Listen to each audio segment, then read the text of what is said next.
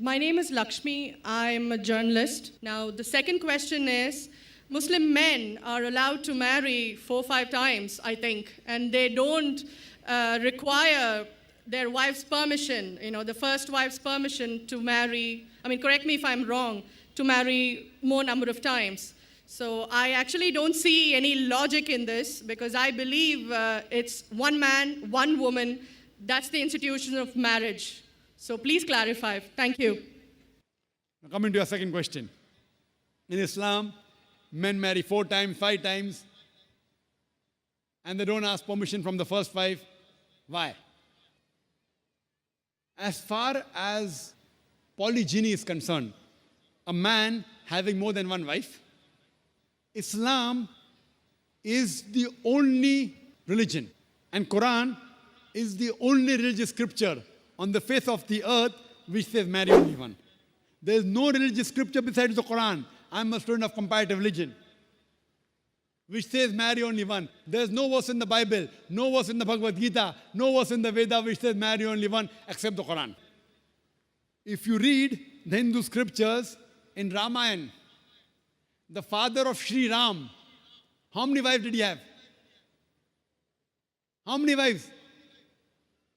More than one? More than one. 3 wives. Fine. Shri Krishna, according to Mahabharata, how many wives he had? Unlimited. Not unlimited. You don't know your scripture well. No. Did he have 4 wives? No. I have no idea. Not 4, not 100, not 1,000, 16,108 wives. How many wives he had? 16,108. So why can't we Muslims have 4? What's the problem? When Shri Krishna can have 16,108 wives, why can't we have 4? Further, if you read the Vishnu Purana, chapter number 24, verse number 1, it says a Brahmin can have up to 4 wives. If you read the Jewish scriptures, it gives you permission to have as many wives as you wish. If you read the Christian Bible, it gives you permission to have as many wives as you wish. If you read the Bible, Abraham had 3 wives. Solomon, how many wives he had? He had 700 wives. It is later on, the church has put a ban that Christians should marry only one, not the Bible. It is the Jewish community married more than one wife. It was in 1950 that chief rabbi passed a synod that Jews should marry only one. So it is the rabbi, not the Jewish scriptures. And according to Hindu scriptures, you can marry as many as you wish. It is the Indian government in 1954 passed a law called the Hindu Special Marriage Act. Hindu Special Marriage Act, which says Hindus should marry only one. It is not the religious scripture. It is not Bhagavad Gita. It is not Ramayana. It is not Mahabharata. It is not Veda. It is the Indian Penal Code. The Indian government, which has passed a law in 1954 that Hindus should marry only one. But according to the statistics of the status of the women in Islam, if you read the government documents on page number 66, 67, it says that Muslims do polygamous marriages. You know what is the percentage in India? 4.3%. How much? In India, 4.3% of the Muslim men do polygamous marriages. A statistic between 1951 to 1961. Hindus, how many? 5.06.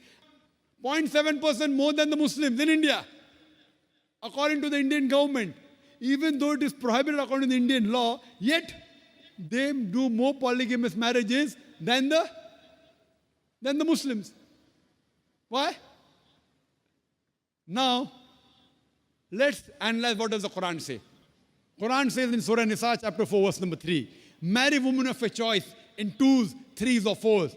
But if you can't do justice, marry only one. This statement, marry only one, is only given in the Quran and no other religious scripture. It says, marry women of your choice in 2s, 3s or 4s. But if you can't do justice, marry only one. So if you want to marry more than one woman, one of the criteria of the Quran is you should do justice. If you can't do justice, you should marry only one. Now, what are the reasons, logical reasons a person can think that why has Islam permitted certain men to have more than one wife. Many non-Muslims think it is fard. It is compulsory for a Muslim man to have more than one woman, to have more than one wife. It's not compulsory, it's optional. It's not fard. It's not compulsory. How many Muslim men do you know who have more than one wife? How many do you know, sister? How many do you know? A few. How many?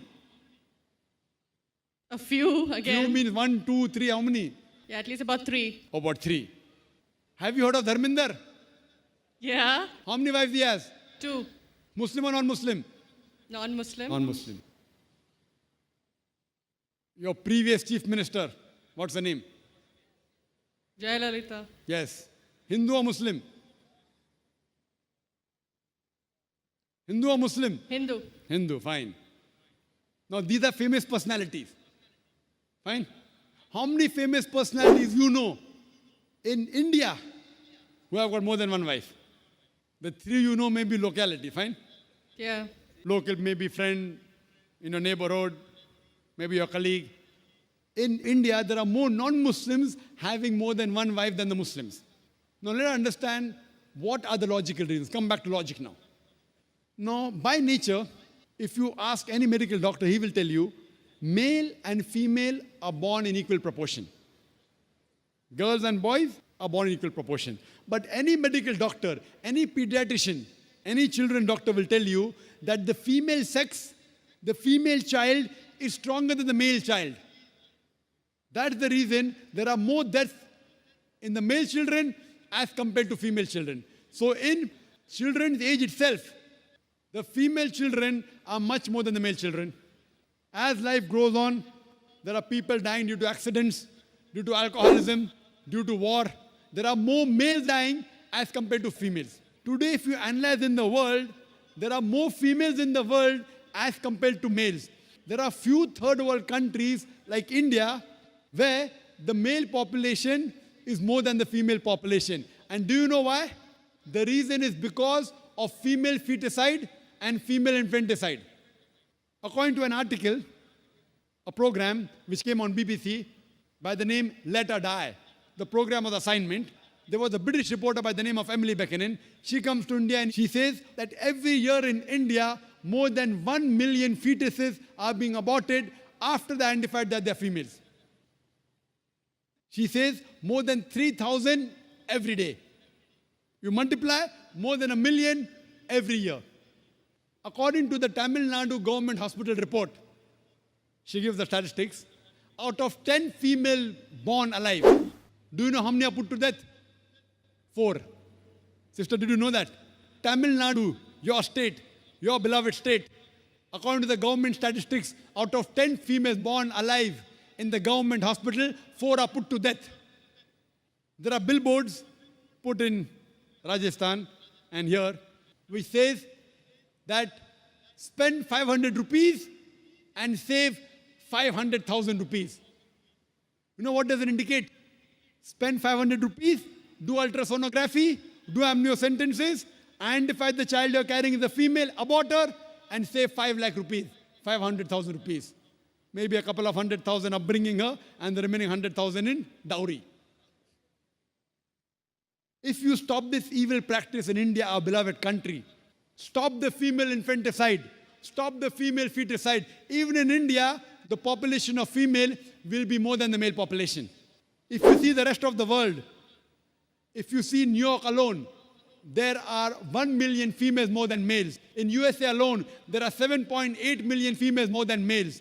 In UK alone, there are 4 million females more than males. In Germany alone, there are 5 million females more than males. In Russia alone, there are 9 million females more than males. And God alone knows how many millions of females are more than males throughout the world. Suppose I agree with your philosophy, sister, you said, 1 man, 1 woman. If I agree with you, sister, with your philosophy, 1 man, 1 woman. And suppose my sister happens to be in America, or your sister happens to live in America. And suppose the market is saturated. 1 man, 1 woman, saturated. Yet there will be 7.8 million females who will not find life partners. 1 man, 1 woman. Now the option for these 7.8 million females is either marry a man who already has a wife or become public property? You say, Dr. Drzakirnaik, public property, such a harsh word. Sister, it is the most sophisticated word I can use. I cannot use a more sophisticated word than public property. According to the studies of America, do you know, on an average, a man, before he settles down with a wife, he has 8 different sexual partners. Do you know that? On average, 8.